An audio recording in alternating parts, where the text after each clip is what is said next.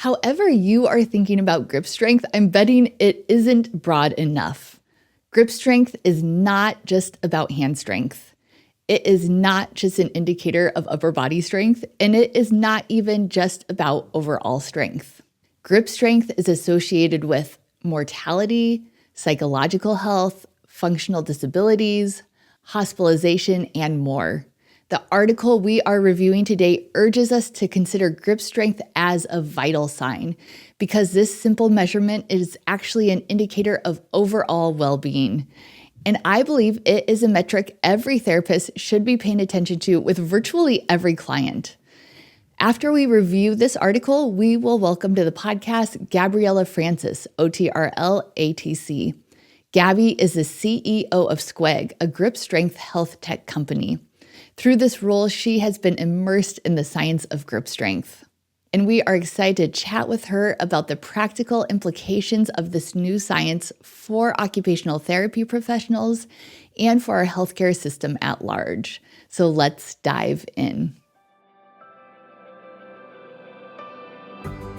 Welcome to the OT Potential Podcast, where we review new and influential OT journal articles, then invite on an expert guest to help us pull out actionable takeaways that you can implement in your practice starting today. Welcome to the podcast. I'm your host, Sarah Lyon, OTRL, and I am a licensed occupational therapist. Before we dive into this big topic of grip strength as a vital sign, I wanted to let you know that this podcast may qualify as continuing education for you.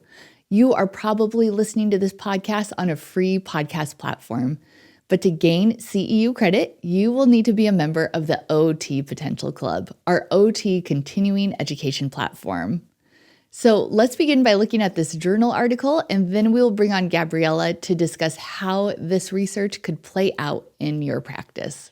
The article that we are reviewing today is called Hand Grip Strength as a Proposed New Vital Sign of Health, a narrative review of evidence. This article comes to us from the Journal of Health, Population, and Nutrition, and it was published in 2024. So the article begins with this just overview on vital signs. Vital signs are objective physiological markers that traditionally have been used in medical evaluations. Historically, these signs have included pulse, blood pressure, temperature, and respiratory rate. Looking at this list, it is pretty obvious that these measures are not enough to provide a full picture of an individual's health. So there has been an evolving debate around other simple measures that we can administer to more fully capture a patient's health status, like body mass index, oxygen saturation, and blood glucose levels.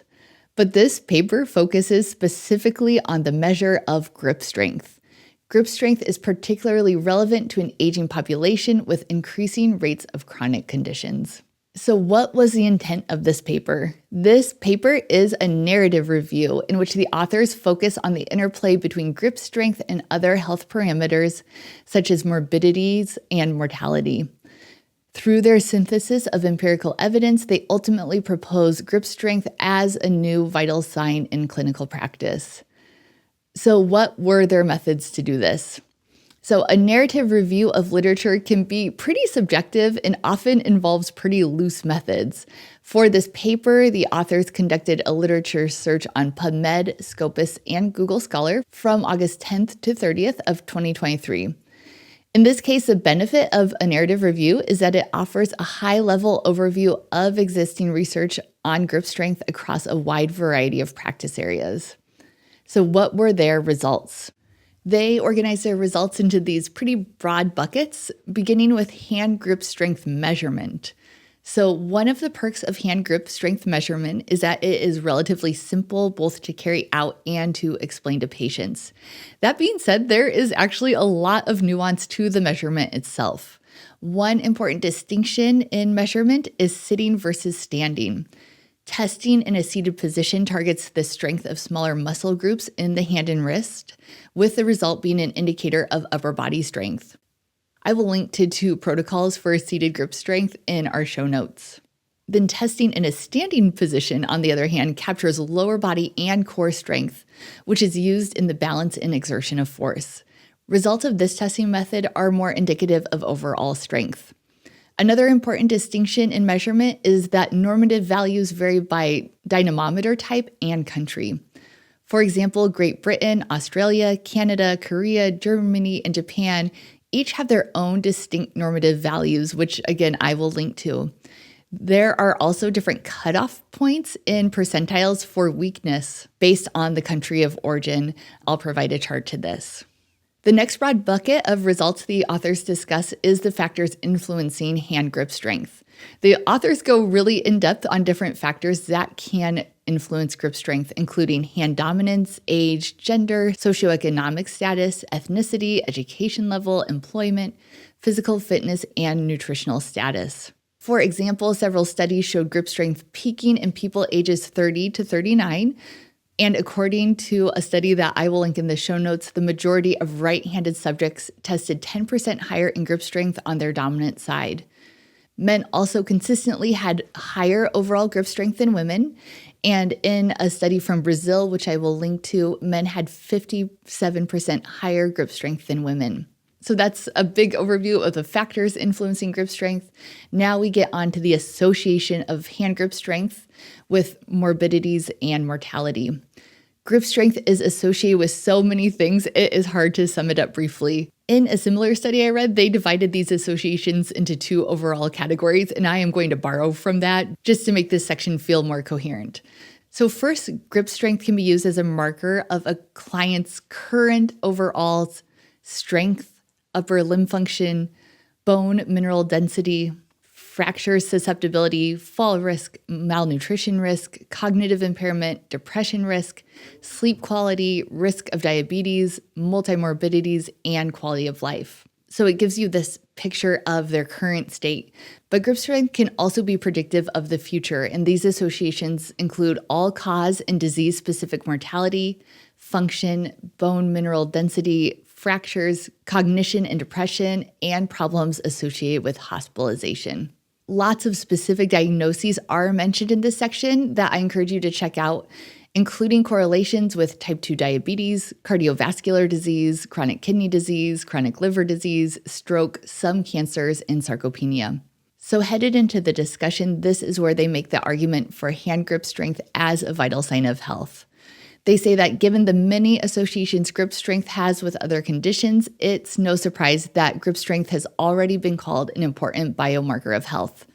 But given the state of the research, the authors advocate for upgrading grip strength to a vital sign for the following reasons. One, it is a comprehensive health assessment. Grip strength assessment would add to the other cardiovascular and respiratory vital signs by providing additional insight into musculoskeletal health. Two, grip strength supports early disease detection. Because low grip strength is associated with so many chronic conditions, it could help practitioners identify health issues early, enabling more timely interventions. Three is its predictive value. Because grip strength also has predictive value, this measurement could aid in risk stratification and prevention strategies. Next is how it lends itself to serial measurements. This measure lends itself to continuous tracking over time, again, which makes it a great contender as a vital sign. Next is patient engagement. Because this measurement is so simple and easy to understand, patients can monitor changes in their own well-being. It also gives them a motivating number to track. Next, it is cost-effective and non-invasive. Again, the simplicity of this measure allows it to be collected without any significant burden on the healthcare system. And last is its diverse applications. Grip strength has been studied throughout the lifespan and can be adapted to support healthy aging or track the rehabilitative process. So the authors say at the end that given all of this study suggests that grip strength could be proposed as a new vital sign, offering valuable insights for clinical practice and public health. So that is the end of our article review, and there is clearly so much to unpack here. There is so much science that is being brought together, but really teasing out the practical implications of this for OTs and for our health system is what we will talk about for the rest of this podcast. And I'm so thankful to be welcoming Gabriella Francis, OTRL ATC. Gabriella Francis is a certified and licensed occupational therapist in the state of New York. She completed her master's from NYU's OT program and is currently working on her post-professional doctorate at NYU with a clinical competence area of expanding the OT's role in designing and developing assistive technology. Gabby loves providing patient care and has done so at NYU's Rusk Rehabilitation Hospital on a medically complex adult inpatient unit. Her passions also align with advocacy, accessibility, and usability for all, as she has entered the space of innovation and product design as a subject matter expert and the CEO of Squegg. As a financial disclosure, Gabby obviously has a financial stake in Squegg, but I truly believe that she was the best OT to bring this topic to life for us. I also want to let you know that we will be providing a grip strength resource at OT Potential comparing the different types of dynamometers to help you find the right option for you. So without further ado, I will patch Gabby into this podcast. Welcome to the podcast, Gabby. It's great to have you. Hi, Sarah. Thanks so much for having me. I am so thrilled to have you. It feels full circle for me to be talking about this topic. When I started OT Potential, I originally just blogged about professional issues like what's your OT salary, how to become an OT, different practice settings. And I remember really distinctly being like, I want to start diving into more clinical topics. And the first clinical topic I ever wrote about was grip strength. And I got just a little peek into how elegant this measure is, how just powerful, I guess it is, as we talked about in the research and we'll talk about today. It's indicative of so many things. And just seeing the depth behind this simple measure is really what gave me the bug for diving into clinical topics, becoming a continuing education provider. So it's so fun to be circling back to grip strength again, and more research has come out, and it's just it's such a simple concept, but it's such an exciting field, and I'm so excited to talk to you about it today. Before we get to all of that, I just want to hear more about you and your story. I feel like I know it a little, but how in the world did you become the CEO of this health tech company? It feels like soon after school to me. What is that story? You are a unique individual, or it seems like you have a unique journey. Can you tell me about it? Yeah, absolutely. I always like to start kind of all the way back because I think it speaks to just who I am as a person. In first grade, I was known as the what if girl because I always asked what if. I was never satisfied with the way things were. I always thought there could be a better way to do it. Kind of much to my teacher's despair, I assume. But I've always had that kind of passion for what I now know as innovation. So I've kind of carried that throughout my entire career. So I did my undergrad at University of Delaware. I did sports medicine, so I'm also an athletic trainer. And then I went on to get my master's in occupational therapy from NYU. And that's really when my making journey really began. I took this amazing course. It was an elective course. It was called Designing Assistive Technology with Dr. Anita Purr and Dr. Amy Hurst. It was at the Tandon School of Engineering, and it was really special in that it paired OT students with engineering students and then also design students. And we got to sit down with real people and hear their stories and solve real life problems. So throughout that course, I really fell in love with the process of user-centered design. And essentially what that means to me is just involving the end user in every step of the process. I think it's something that's kind of common sense. It's not really common practice, but that's kind of what I really, resonated with and wanted to stand behind. So throughout that course, I also got the opportunity to be introduced to a startup, my first startup that I ever worked with. And I was with them for many years and also kind of fell in love with the startup process because I feel like you are able to really make a difference and kind of do it right. You can, follow user-centered design. You can have more of a direct impact. There's not as many kind of, loops you have to jump through, right? So I got hooked by the startup bug, started working with many different startups in many different capacities, primarily as like a healthcare consultant for companies that wanted to build products for the healthcare space. So that was amazing and really picked up so much. I worked on products, assistive tech products, all the way from low tech products to really, really high tech products, kind of across the board. And yeah, I'm even picking up my doctorate in designing and developing assistive and health technologies at NYU right now, just because I'm so passionate about the space and about OTs as makers. So, a little bit of a long-winded way to say that I fell in love with startups. I fell in love with OTs as really having a seat at the table in this innovation space. And yeah, when the opportunity kind of presented itself for me to be involved with Squegg, I really took the chance and ran because I felt like it was the perfect platform to kind of combine my clinical knowledge with innovation and kind of project the profession forward as a whole through technology, which I think is really great.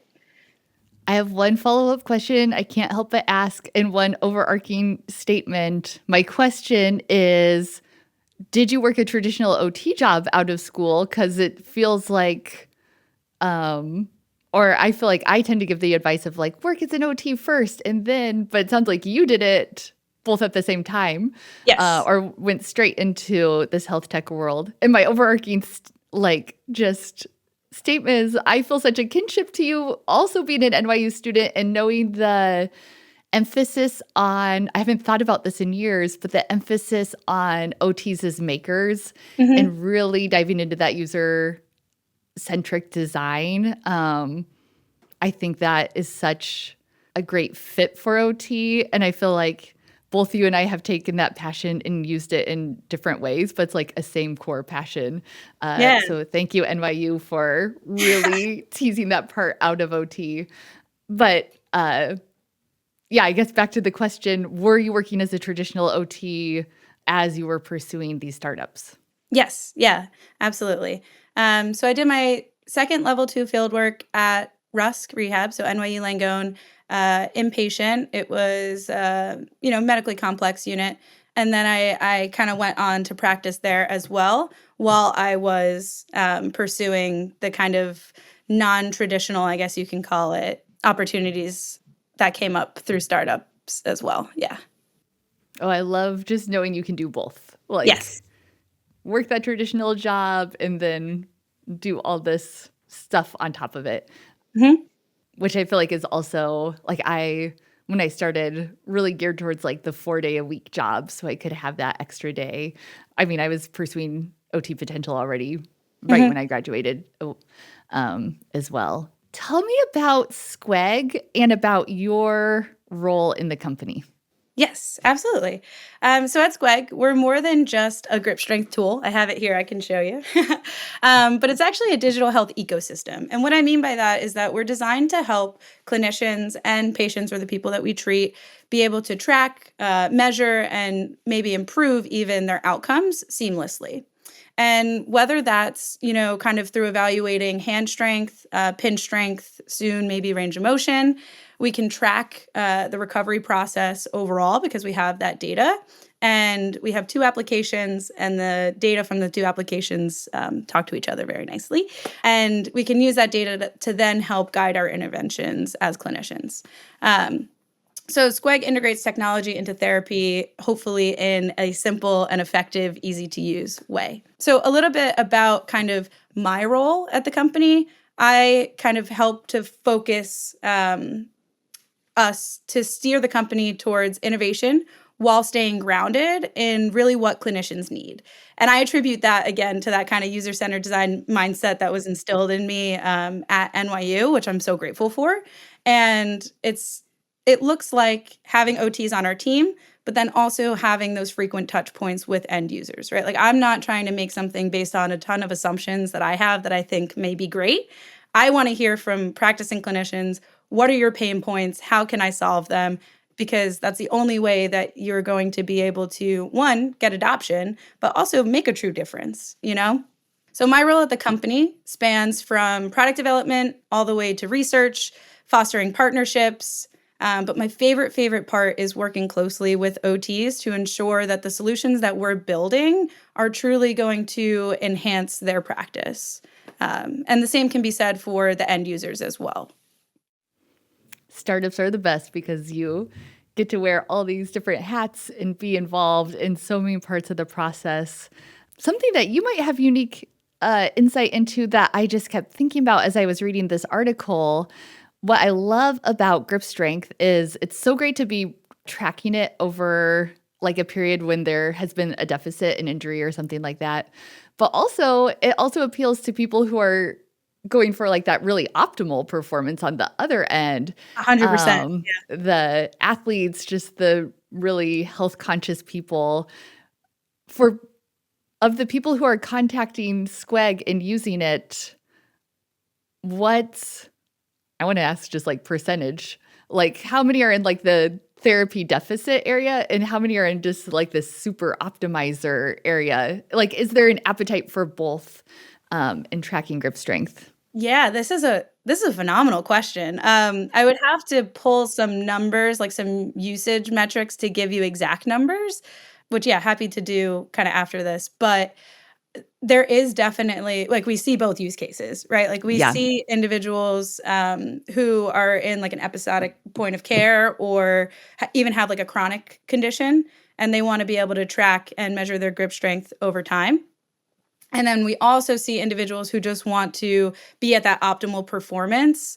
And that means different things to different people, right? Like you could be an athlete who wants to, you know, have those metrics to be able to track like very frequently and sports specific. Obviously, we can get into all of that as well. We have some MLB teams that work with us for like the top of the top, you know. But then there are individuals who are just looking to maintain their grip strength over time as well. And these are just, you know, everyday individuals, right? And we can kind of talk a little bit later about like the purpose and what that can all lead to and what it can be indicative of and everything. But yeah, you definitely see different use cases for either treatment or just like maintenance and prevention down the line.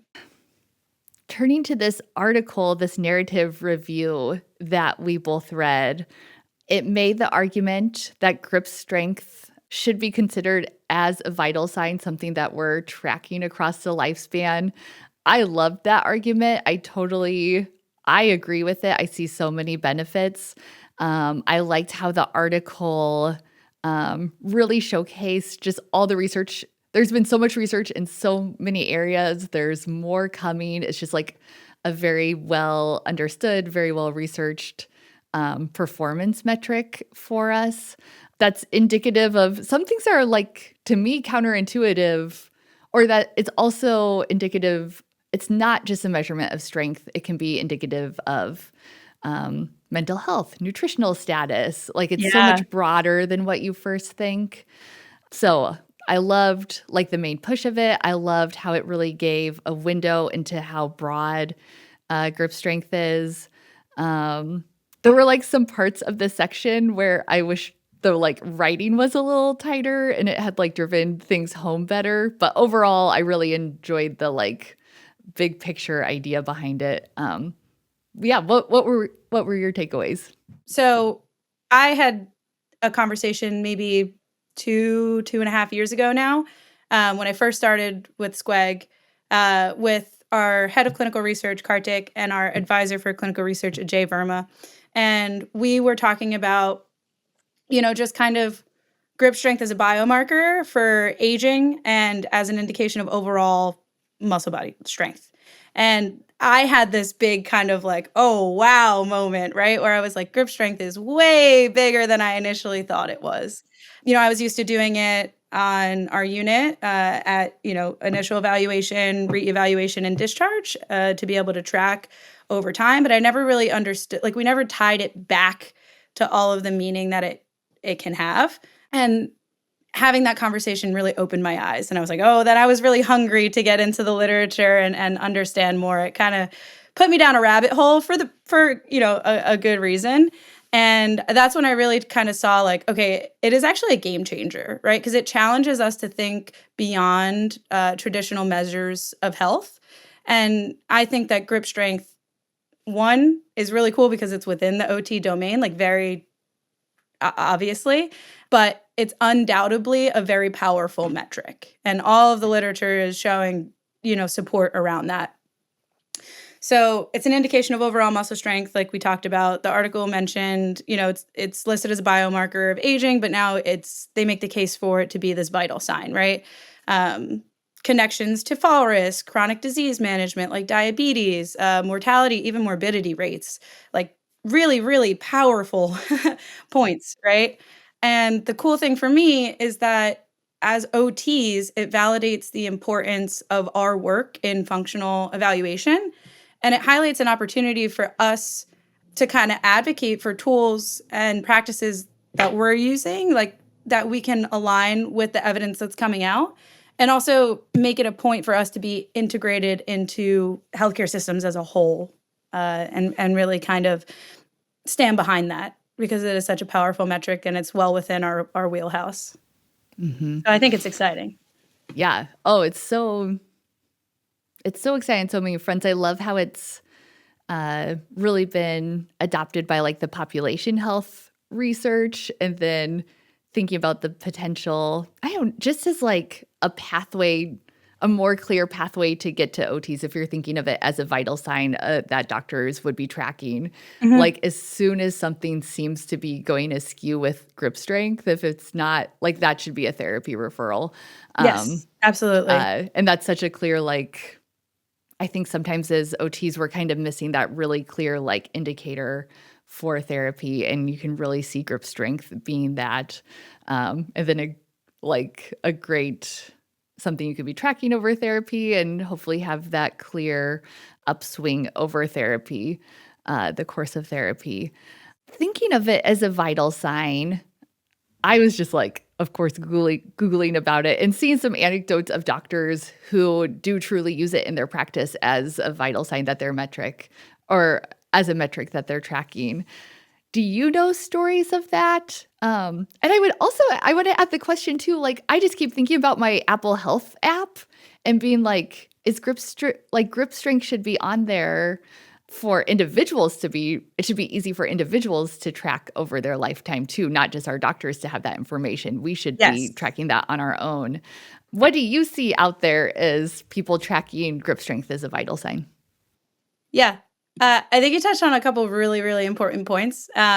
So first I'll start out with just kind of the overall story, right, of what I think of this as the optimal, the best case scenario, right? So physicians using it, they integrate grip strength into their annual wellness visits, right? Older adults are just across the lifespan. And then you have this simple screening tool that's very easy to use, right? And the data is so powerful that it's almost like, why wouldn't you, right? But you can detect early signs of frailty. You can detect all of these other things that the article talks about. And hopefully what it does is it leads to timely referrals to OT, PT, right? So that this way you can improve patient outcomes, maybe even reduce hospitalization rates. I think that is what should be the norm, like moving forward. We're not there yet, but I think that would be the ideal scenario, right? And that really showcases like the power and the potential of grip strength as a bridge between, medical practice or medical care and rehabilitative care. And I believe that OT should be leading that conversation. Mm-hmm. I have to tell you this anecdote too. After my second pregnancy, I was just like hit with all these horrible symptoms. I was dry heaving every morning. I was sleeping half the day. I wasn't exercising.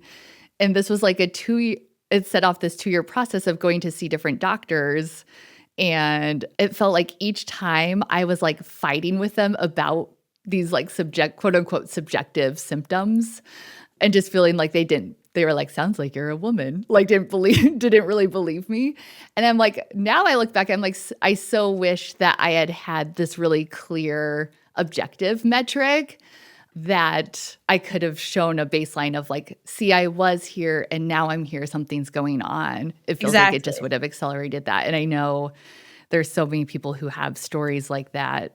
So yes, grip strength for so many reasons. I see the benefit of it as that vital sign.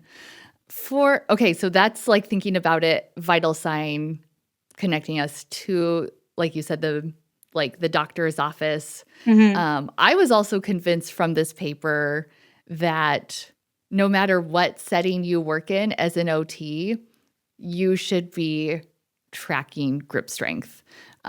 That's mental health OTs, that's older adults, of course, our Absolutely. physical disability, just like basically every single one. Why would you not be tracking this? Do you agree with that? And do you see that happening more and more?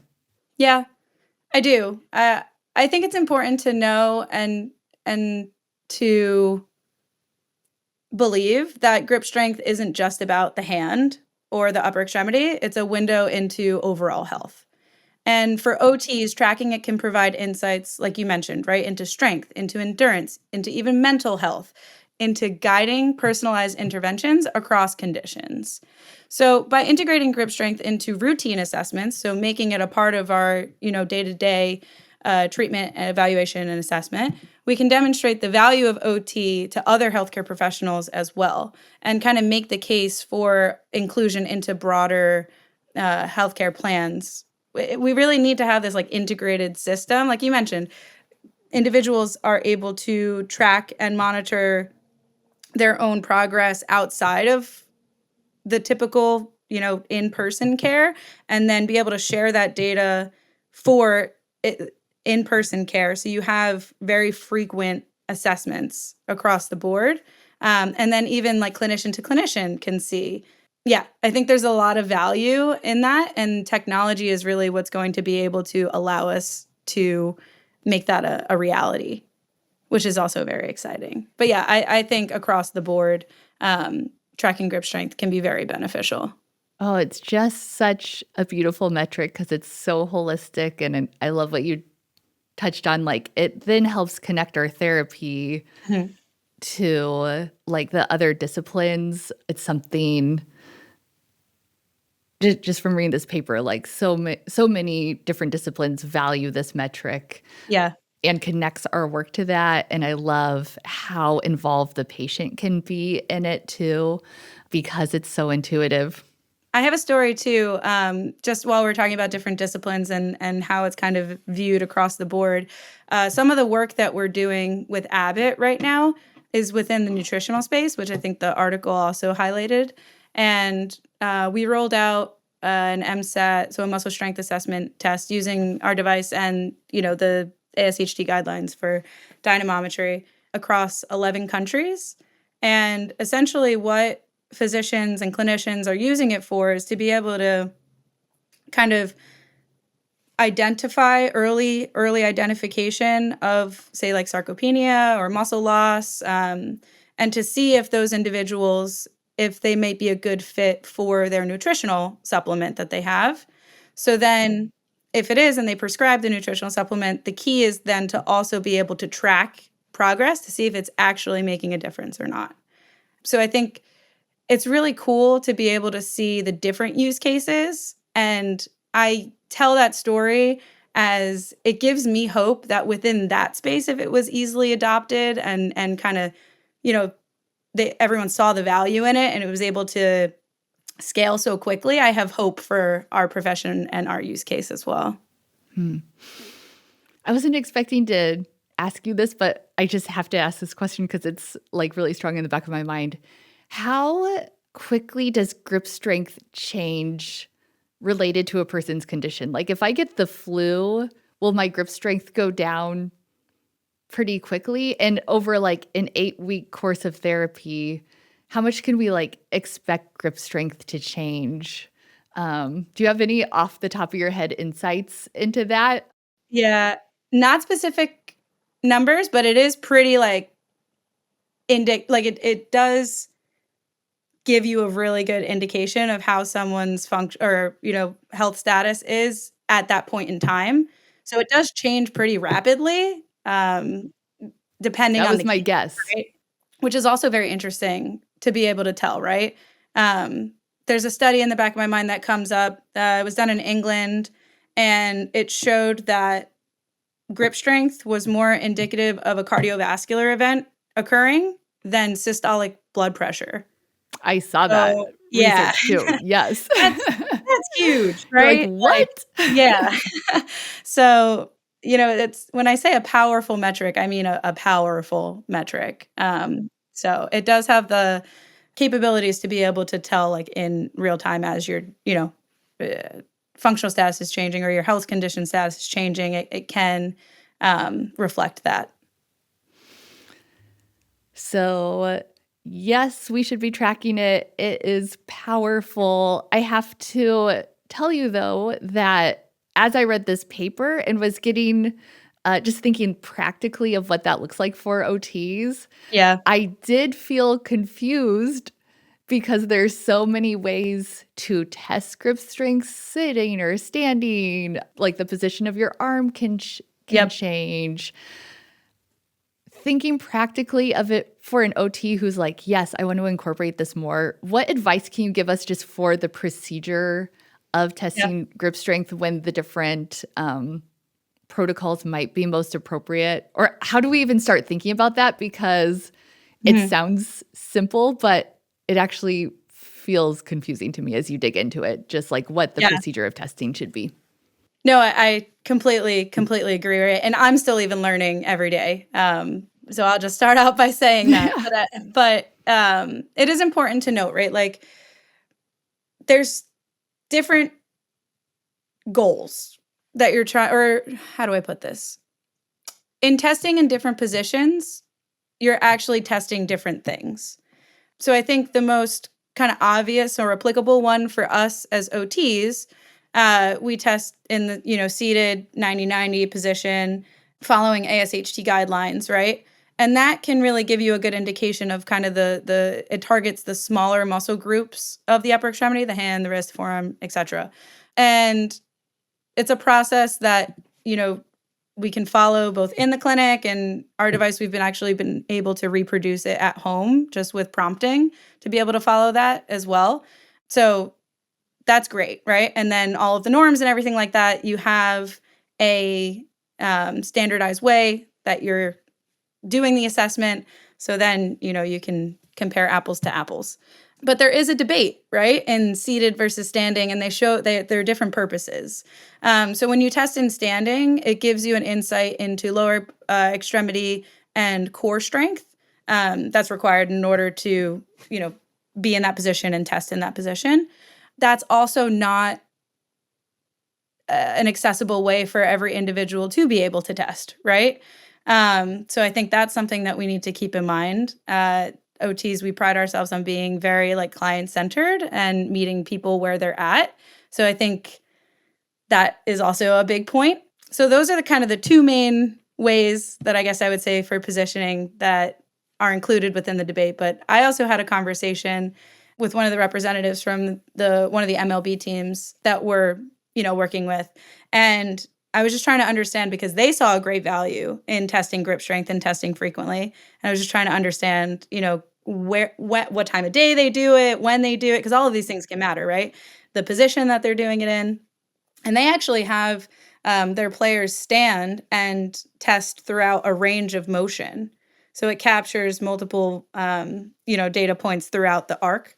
And they explained it to me why that's important for them, like sports specific wise. But all of this to say that you have three main different ways then, or many different ways of testing. So how do you compare apples to apples? I think the biggest point is to go with consistency. So whichever way that you choose to do the assessment, you have to be consistent with it, and you have to follow that standardization for that. So you can't have an individual come in one day and test in a seated position, and then the next day test in a standing position. You're going to get variation, and it's not going to be valid or reliable. So I think that the key is to, one, use your own clinical judgment to determine what is the best, position to be testing someone in for what you want to get out of it or what you actually want to understand. And then 2 is to be consistent with it and follow a standardized protocol for whichever way that you choose. And I think the cool thing with technology is that it allows us, if you build an interface for it, you can collect that data in different positions. And then who knows, maybe we can have norms for seated, norms for standing, norms through an arc. Like if it's adopted widely and at scale and you're doing frequent assessments, it opens up a whole new possibility when it comes to the normative data side of things. Okay, so if I'm a therapist, what I think I'm going to do based on what you said is if I'm looking at grip strength just as an overall indicator of health, I'll probably choose the standing position, like the standard 90-degree standing, and always just document, be sure I'm never assuming that grip strength is in a certain position. I'm always documenting what position is being done in. But where you were starting to go with the normative data, this is also where I got very confused because this article opened my eyes to how much normative data there is currently, just like by country. Like there's already starting to be these groupings. And I'm thinking as a clinician, it seems like I want to both be comparing right to left, their past grip strength, and then maybe getting an idea of normative data. Yeah. But knowing that our normative data could use some work.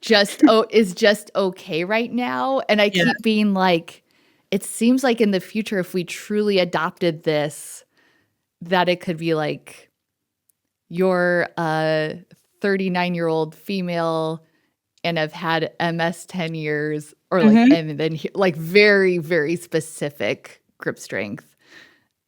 I guess my questions are, what do we do now in terms of comparing to normative data?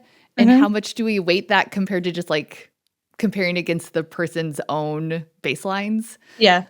And what does that look like in the future? Because it gets pretty mind-boggling when I start to think of our like AI documentation, just like the gathering of big data that's happening in the background. It feels pretty confusing. Yeah. So I think that right now our normative data sets, they serve as benchmarks, right? They help identify weakness. They can help track progress. They're good for, kind of goal setting and also patient education. And right now they're the gold standard. It's really based on age, gender, and hand dominance. But research has shown that so many other factors really do play a part, right? Ethnicity, hand circumference, socioeconomic status. And I fully agree to what you said in that I see the possibility and the potential for normative data to be much more granular and to be, in that sense, much more accurate, right? So you're not comparing someone with one condition to someone who is, quote, normal, right? If I have MS, I want to be compared against other people who have MS and are in, you can get really crazy with it, right? So it's like if someone's actively, if they're in remission or if they're experiencing an episode, right? So there's a lot of really exciting things that we can do because of the technology. And I see our norms changing drastically. I think it would be for the better, too. I see machine learning and big data enabling like hyper personalized benchmarks. And from that, being able to tailor interventions based on a patient's unique health profile and like predictive analytics that can come from being super specific. So I think that I won't put a time frame to it, right? But I do think that the technology that's available today and the technology that is going to continue to become more widespread and adopted within the healthcare space is going to enable and empower us to be able to be better. I'm like, we need to be collecting grip strength data for all the powerful reasons that we said at the top, but also for this like just big picture aggregation, and thinking about how much that will help our patients and just our understanding of health to really have a ton of grip strength data. I'm thinking through just the practicalness of this. How does it take a player like it needs to not just be an EMR. Like that's too infrequent where you go. It needs to be like an Apple Health, a Whoop, someone that's like where you're really frequently collecting data. Is that where we need to go to get the amount of, is that happening? Like how do we get all this aggregated data? Yeah. So the biggest issue right now across digital health devices as a whole, I feel, is that it's pieced. And you have different technologies that serve very specific purposes, and they don't always, like that data doesn't always talk to each other. So I think that platforms are going to be they're going to play a key role, I guess I should say, because what you need is you need everyone on board with the same device and the same procedure for testing, right? In order to have the data be accurate and reliable. And you need all of that data to combine into one place so that you can then start to develop the norms from that data set. So I think that right now, while everything is pieced, we're really going to need to see a shift towards a collective data set in order to get to that point. Mm-hmm. The article didn't really touch on this, but because you live in this world, I wanted to ask you about it. I wanted to ask just what you've learned about improving grip strength. I guess circling back to like how reactive the improvement is to intentionally conditioning it, conditioning your grip strength.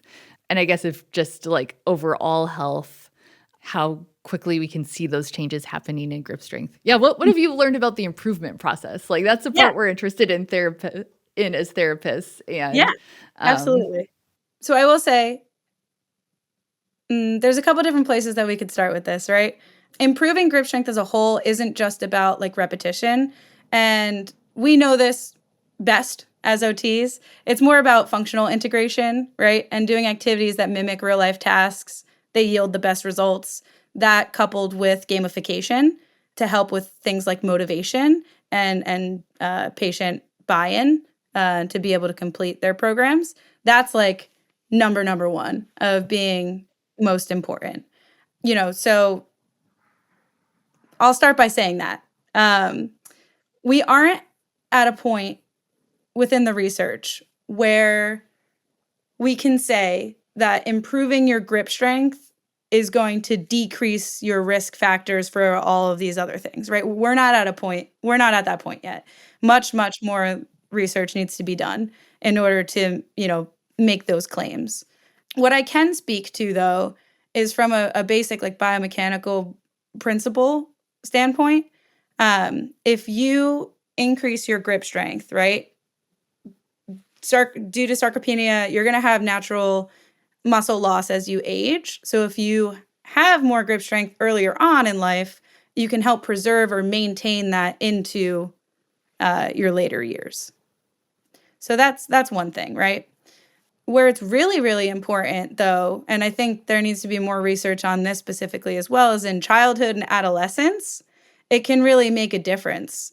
So I encourage, kiddos participate in activities that challenge their grip strength, right? Go outside, play, hang on monkey bars, do functional activities, right?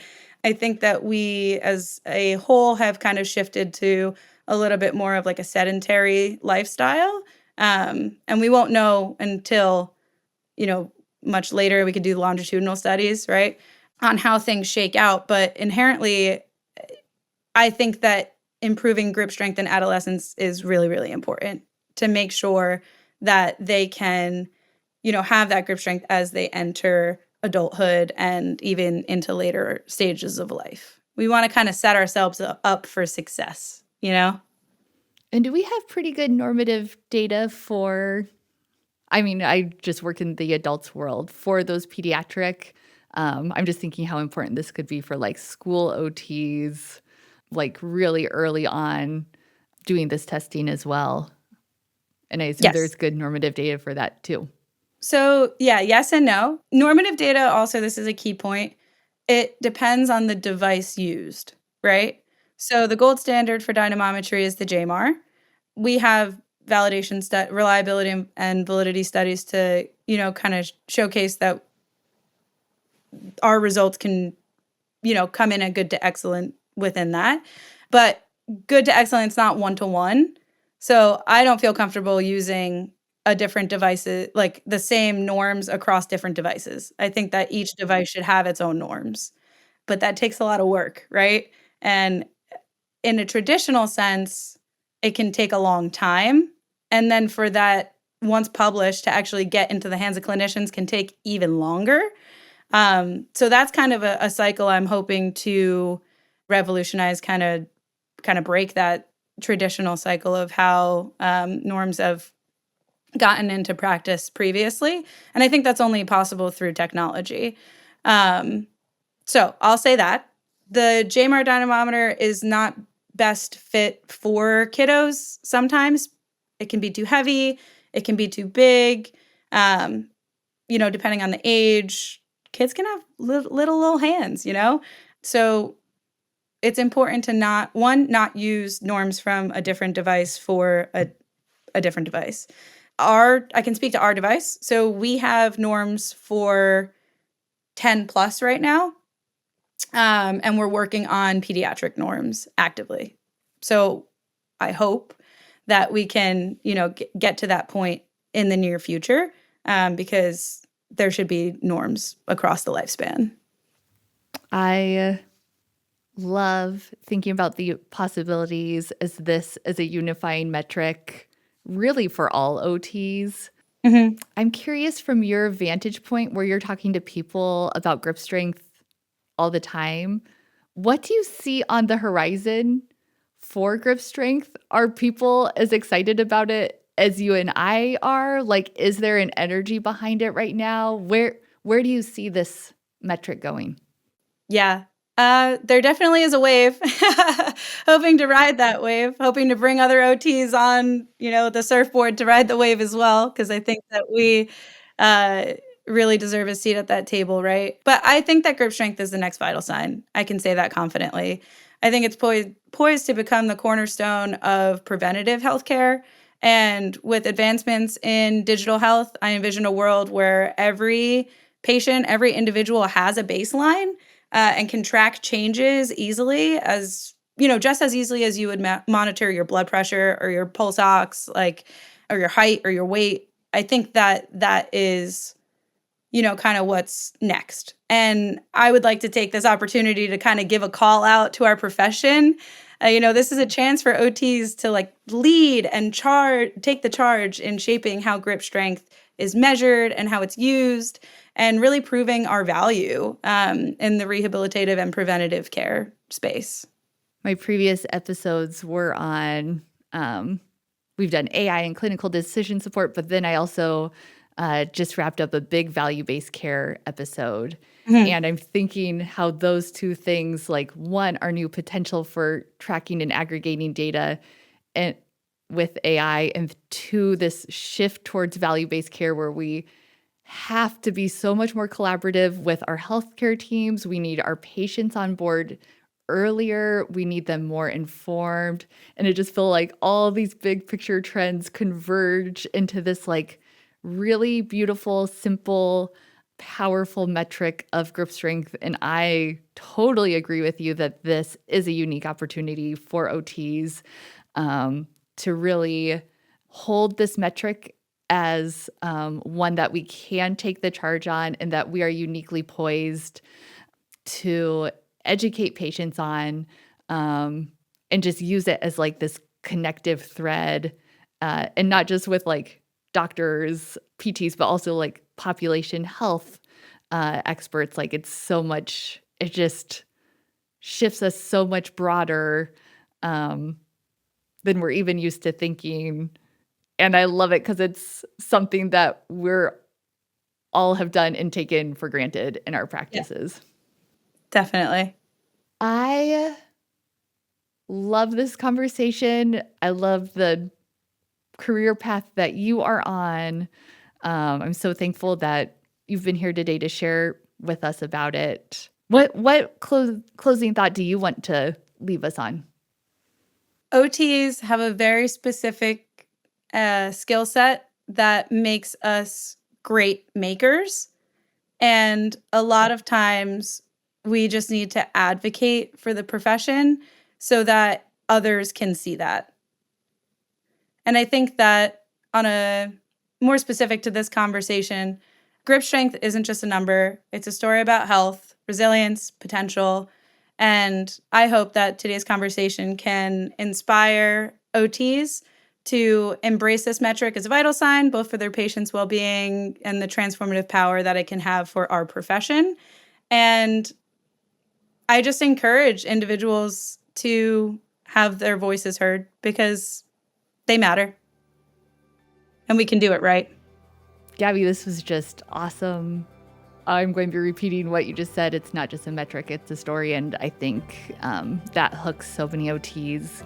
Thank you so much for bringing this number to life for us today, for sharing about it, and just for all the work you're doing in this field. I can't wait to see where grip strength goes and where you go. And thank you for being here today. Thanks, Sarah. Yeah, this has been awesome.